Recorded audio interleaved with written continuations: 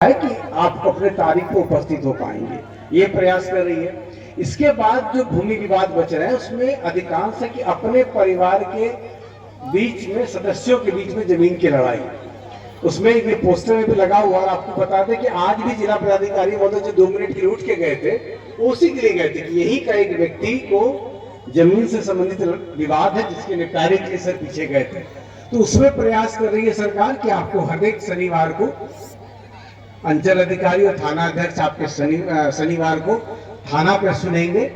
15 दिन में एक बार शुक्रवार को अनुमंडल पदाधिकारी और एसडीपीओ सुनेंगे आपके मामले को, और वहां से नहीं निपट सकता है तो जिला पदाधिकारी और पुलिस अधीक्षक के यहाँ भी हम लोग ऐसे मामले को बुलाते हैं और दोनों पक्ष को बुलाते हैं, और उसमें कोशिश करते हैं जिला पदाधिकारी के महोदय से कि जो सही तथ्य है उसके आधार पर निर्णय हो और आप लोग मान जाए।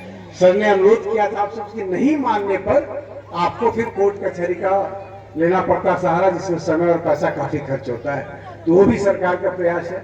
इसके अलावा जो आपसी बंटवारे होते हैं उसमें विवाद होता है, उसमें भी सरकार ने प्रावधान किया कि अगर एक परिवार के जितने भी पक्षकार हैं, जो लोग भी अपना उसमें हिस्सा चाहते हैं, उनको अगर सहमत है, उनकी सहमति बनती है, तो एक सादे कागज पर अभी सभी पक्षकार अगर साइन करेंगे, दस्तखत करें, अपने अपने हिस्से की जमीन को लिख दें और किसी भी निकटतम कोई एक दो व्यक्ति को गवाह बना दे, वो कागज आपका रजिस्ट्री के बराबर है, उसमें एक नया पैसा नहीं लगना है। उसको आप अंचल कार्यालय में ऑनलाइन आवेदन कीजिए, सिर्फ उसी के आधार पर आपके जितने भी हिस्सेदार हैं सभी का प्रकरणी अलग अलग जमाबंदी कायम हो जाएगा, और वो ऑनलाइन करेंगे और बिल्कुल उसमें 60 दिन का तिथि है।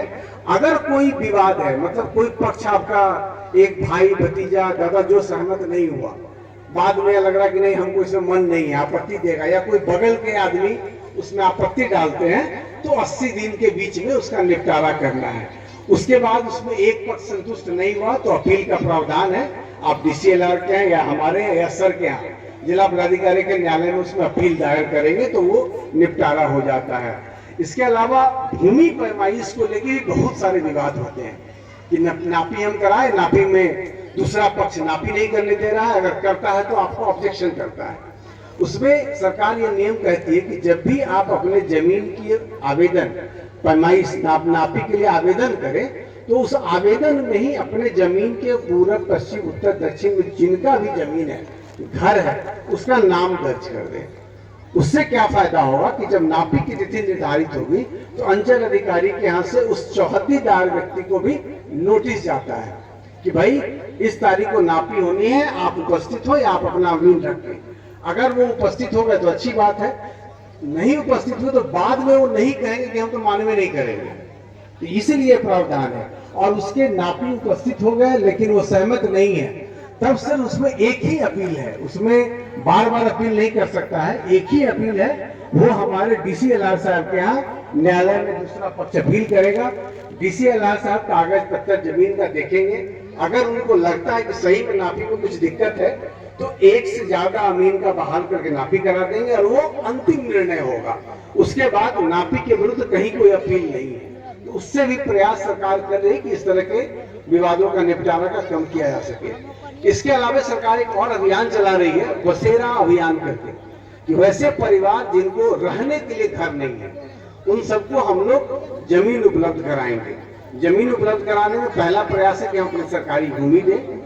सरकारी भूमि नहीं मिलती है तो सरकार खरीदने के लिए भी तैयार है, कुछ पैसा सरकार लगाएगी, कुछ आपको कहेगी लगाने के लिए, तो सब जमीन खरीद के भी हम लोग देने को तैयार है।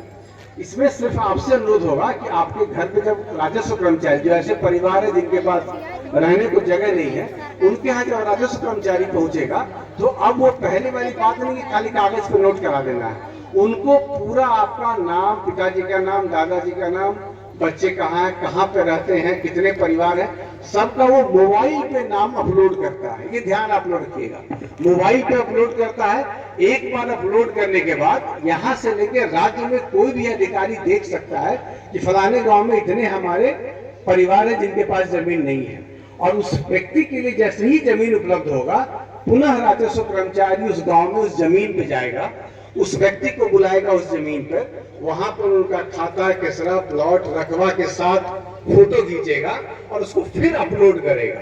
अपलोड करने के बाद हम लोग के स्तर से अप्रूव होता है, तब वो कागज के रूप में निकाल के आपको वितरित किया जाएगा।